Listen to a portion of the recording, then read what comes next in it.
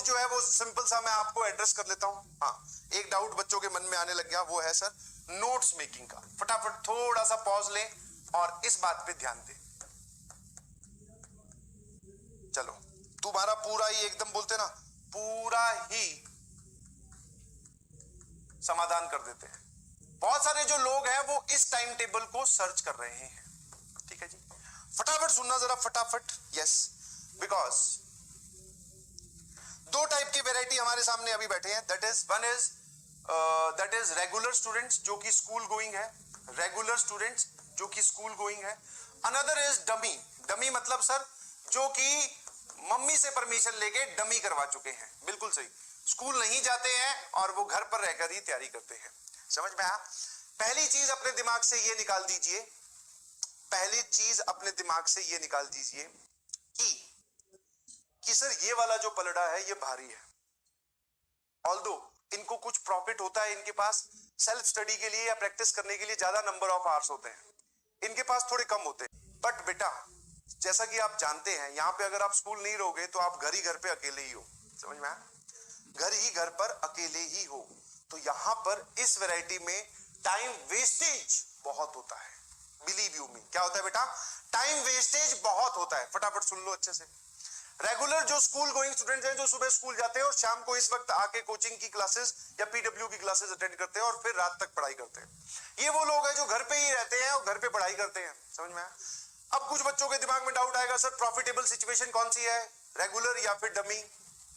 दोनों ही, दोनों हैं भी और दोनों नहीं भी। समझ में आया? Depend on the calibre of the student. बच्चे पे डिपेंड करता है कि वो कैसे यूटिलाइज करता है। हाँ, अगर आप जेई के आंकड़े उठा के देखोगे, जेई के आंकड़े उठा के देखोगे तो maximum number of selection, please mark my word, maximum number of selections and good ranks ये स्कूल गोइंग रेगुलर स्टूडेंट्स की आती है। ये किसकी आती है बेटा?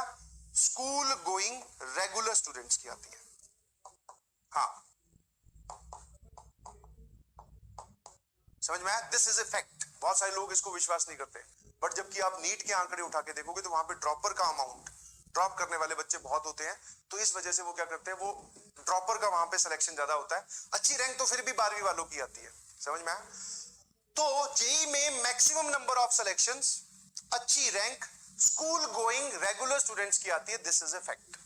तो अब तुम खुद देख लो प्रॉफिटेबल सिचुएशन कौन सी है ना? क्या मेरी बात समझ गए?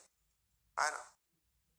अब जो लोग स्कूल जा रहे हैं उनके लिए जो टाइम टेबल रहेगा वो ये है कि आप मॉर्निंग में एक आवर फॉर कोचिंग निकालिए बिल्कुल। उसके बाद में आप स्कूल जाइए। मैं एकदम ब्रीफ टाइम टेबल बता रहा हूं।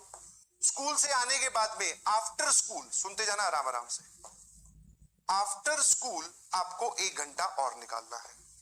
आफ्टर स्कूल एंड पीडब्ल्यू की क्लासेस, एक अगर मैं रफ टाइम लेके चलूं तो आप बोल सकते हो 3:30 बजे से लेके आने वाली जिंदगी में 8 बजे तक हमारी पीडब्ल्यू की क्लासेस रहने वाली है।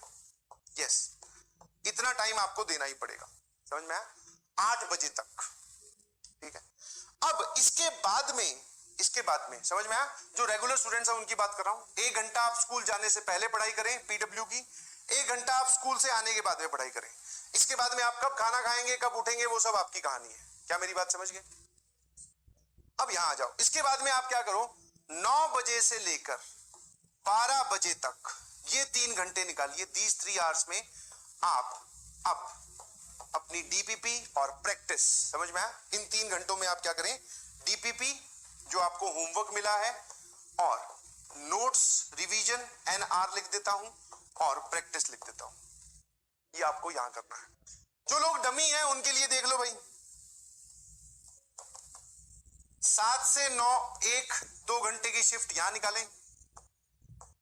ठीक है। फिर 9:15 से लेके आप बोल सकते हो 7 बजे से पहले आप कब उठे, जल्दी उठ सकते हो तो टाइम और बढ़ा दो, तुम्हारी इच्छा है।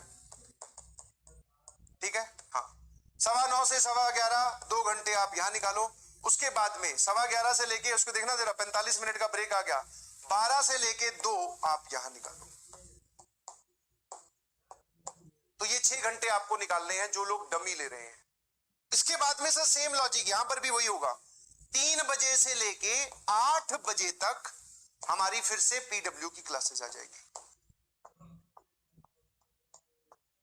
और इसके बाद सेम 9 से लेके 12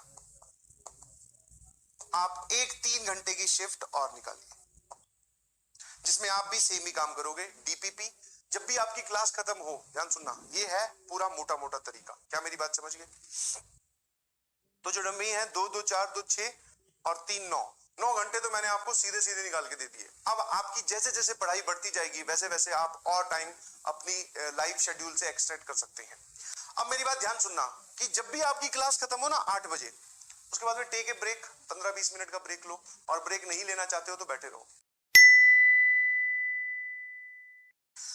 सर एक सबसे इंपॉर्टेंट चीज आती है कि हम नोट्स कब बनाएं, ड्यूरिंग द लेक्चर या आफ्टर द? तो भैया ड्यूरिंग द लेक्चर है ना, आप जितना हो सके उतना लिखो, जितना हो सके आप उतना लिखो।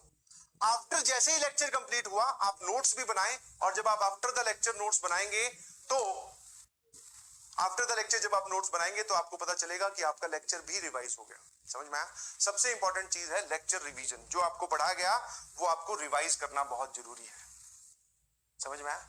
जो आपने पढ़ा उसको रिवाइज करना बहुत जरूरी है, REV।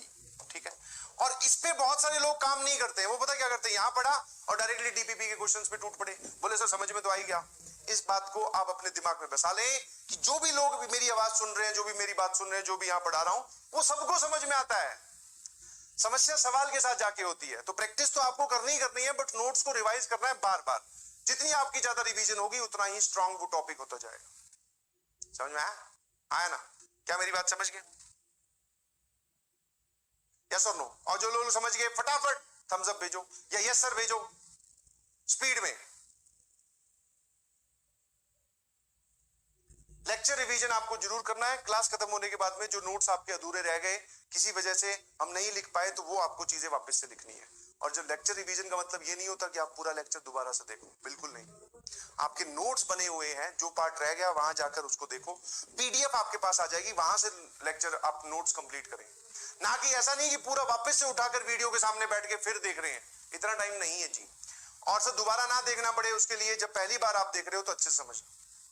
ठीक है, इस चीज को हमेशा याद रखिएगा। दिस इज द बेसिक, ये बेसिक लेआउट है। इसमें आप अपने हिसाब से चेंजेस कर सकते हो। नंबर ऑफ स्टडी आवर्स बढ़ने ही चाहिए, बाकी प्लस माइनस आप कर सकते हैं। ठीक है, तो मेरे ख्याल से बात समझ में आ गई। अरे वाह, बहुत बढ़िया, शाबाश। तो ये स्लाइड आपके पास ही रहेगी, आपके पास आ जाएगी, घबराइएगा नहीं।